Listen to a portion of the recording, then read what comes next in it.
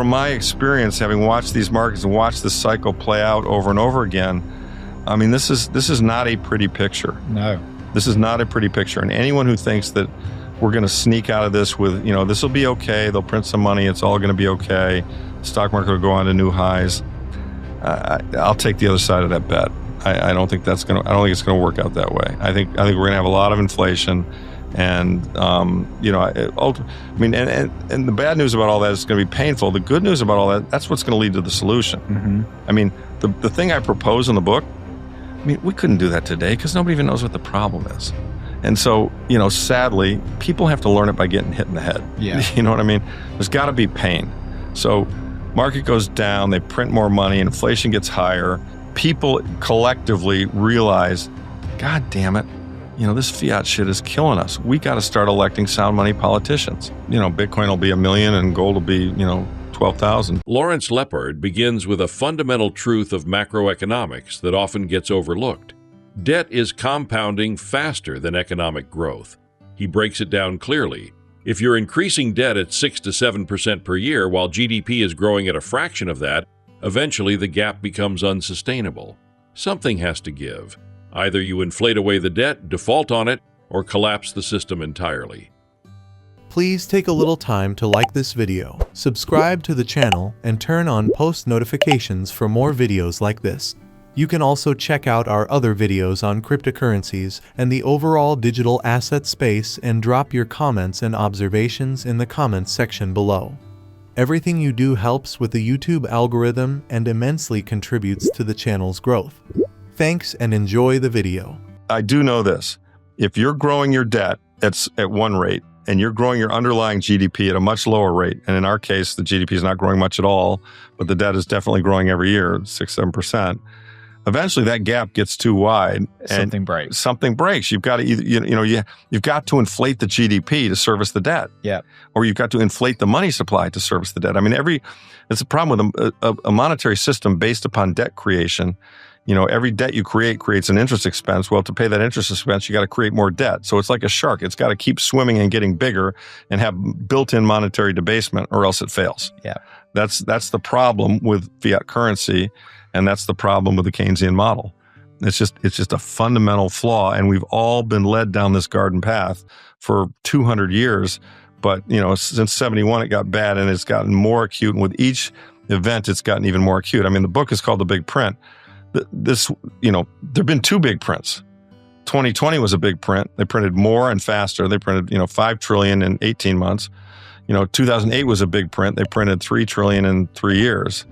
The next one, they're going to probably have to print 7 to 10 trillion in weeks. I mean, I'm making that up, but you understand the concept, right? The magnitude gets bigger. The magnitude gets bigger, and they seem to be getting closer together. And, and you can see the signs. I mean, people say, well, how will we know when we're in it? Well, 2 reasons I think we're in it.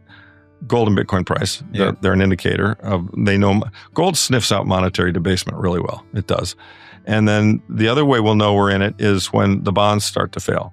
Like the Liz Truss, UK moment, right? Where she, the bond market started to fail and they had to reinstitute QE. Mm-hmm. I mean, the Fed, most people don't remember this, but in the fall of 2023, the 10-year went up above 5%.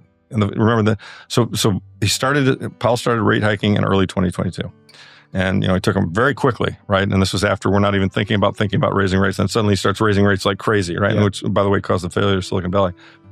So, but by the fall of 2023, basically, the bond market started to kind of go the wrong direction, and rates got above 5%. And that apparently that's kind of a line in the sand, I think, for the Fed, that above 5%, the 10-year is a problem.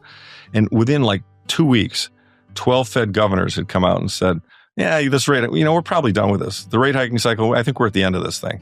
So they jawboned it, and it went from 5 back down into the low 4. So they averted the crisis. But the point is that, if the bond market the bond market's the sucker at the table. So if the bond market smells that they're not going to get paid back in full, they're going to start to slowly but surely walk away. And these tariffs aren't going to help. No. I mean, you're China, and Trump is doing this stuff, and China owns a lot of our bonds. I mean, does China start selling? It's possible.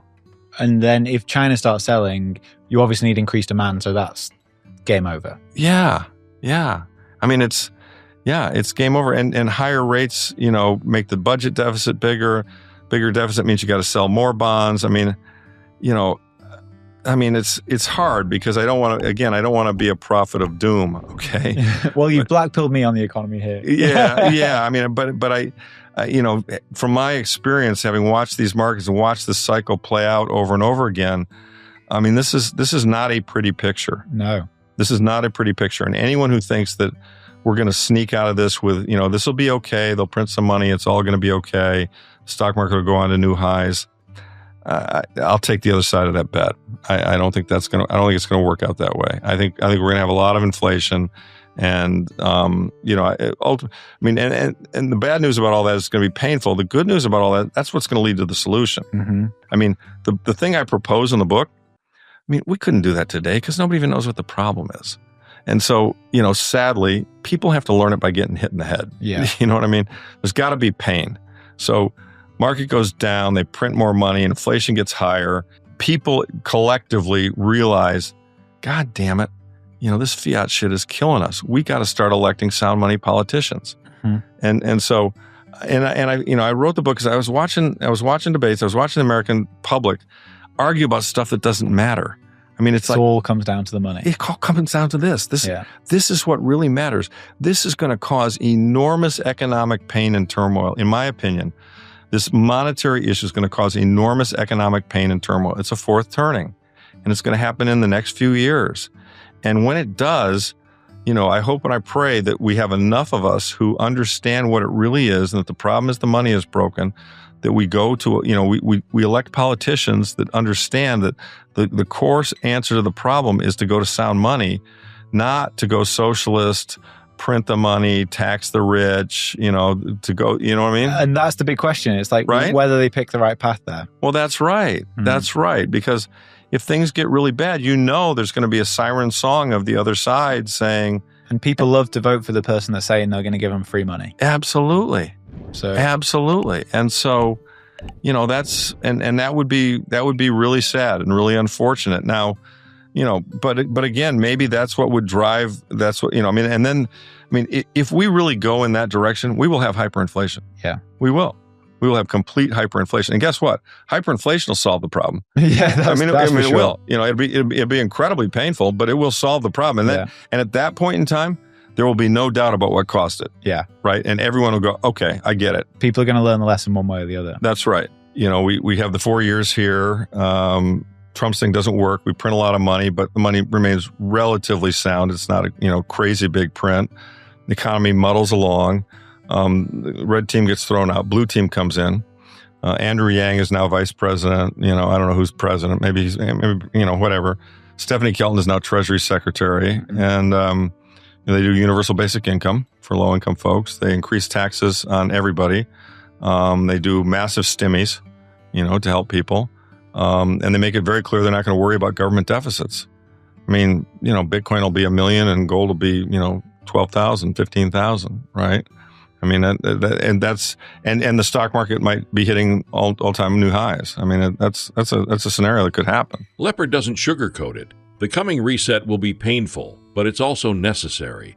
Hyperinflation, market crashes, and political chaos may be what finally drives people to understand that the fiat system is broken and must be replaced.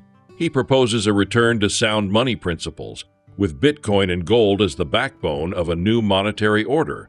But we can't get there until the current system fully reveals its failures. People must see and feel the consequences of fiat collapse before meaningful change becomes politically viable.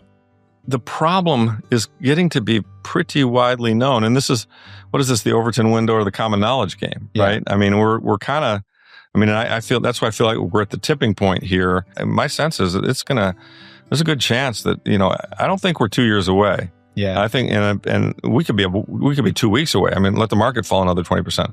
What's my guesstimate? I think it happens in the next 6 months. Wow. That's my sense. It depends on a lot of things. Let me tell you some other stuff about the Trump stuff that I think is important, okay?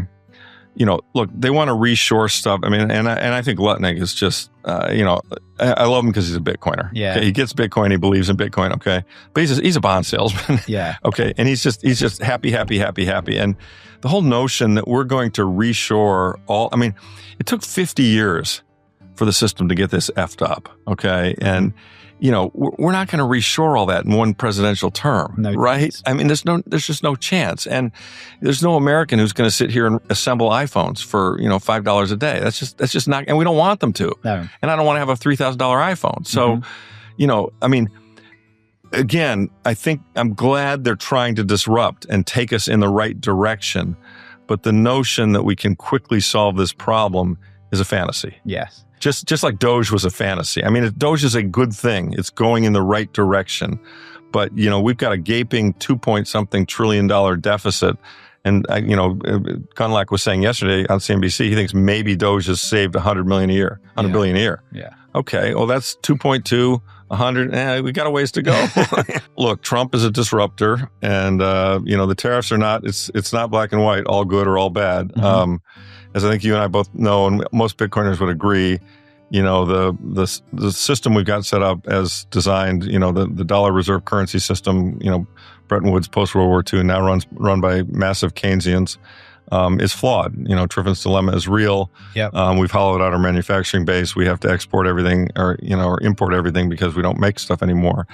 And, what's that done? It's caused a lot of financialization. Wall Street's done great. Main Street's done terrible. Yeah. Trump won the election because he recognized that and he catered to that, and he wants to make America great again. And that really means make America great for all of America, which is not just the top 1% or the top 10%. And he's a part of that, but he's actually a populist, as you know. And that's why he won the election. And so I think, and he brought in a Treasury Secretary, we all know, Scott Bessent, the hedge fund manager who, ran the speculative attack on the pound when he worked for Soros and obviously understands, economics, money flows, macro, et cetera. And they decided that they were going to be very aggressive about trying to make the changes that are necessary to get us away from the system we've been on into a new system. Now, whether tariffs are the perfect solution to that, it's unclear. I mean, I'm mixed on these tariffs. I mean, I think I'm not mixed on the notion of trying to return America to, to get to a neutral reserve currency and get rid of this dollar-based system and, the globalization that we've had that's hurt America and really hurt a lot of the world. Lepard believes we're very close. While some say 2 years, he argues we could be just weeks or months away. If markets drop 20% or bond yields spike again, the Fed may lose control. His best guess? A full-blown crisis within 6 months. It could come from many fronts: political instability, economic stagnation, a bond buyer strike, or geopolitical shocks. But the core dynamic remains the same. Debt is unpayable, trust in fiat is eroding, and sound money is rising. Please like and subscribe.